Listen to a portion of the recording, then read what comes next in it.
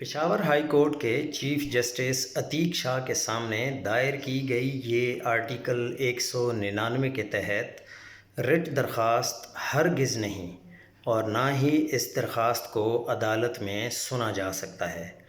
تکنیکی اعتبار سے یہ چیف جسٹس ہائی کورٹ کو لکھی گئی ایک یادداشت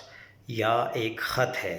کہ جناب آئین کے آرٹیکل 255 کے تحت بطور چیف جسٹس آپ نے نو منتخب وزیر اعلیٰ سے حلف لینے کے لیے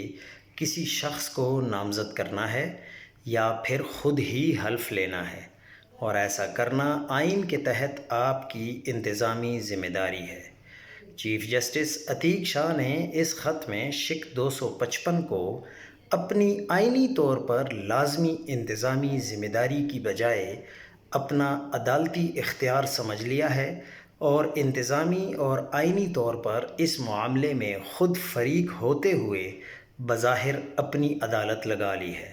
جس کے لیے انہوں نے گورنر اور اٹارنی جنرل کا موقف بھی سننے کا حکم جاری کیا ہے۔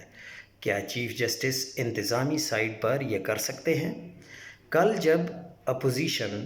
وزیر اعلیٰ کے انتخاب کے خلاف رٹ درخواست دائر کرے گی تو کیا چیف جسٹس بطور فریق وہ درخواست سن سکتے ہیں؟ مخصوص نشستوں کے کیس میں چھٹی والے روز حلف کے حوالے سے انتظامی سائٹ پر فوری حکم جاری کرنے والے چیف جسٹس عتیق شاہ نے اب اپنی انتظامی ذمہ داری متعلق عدالت کیسے لگا لی ہے؟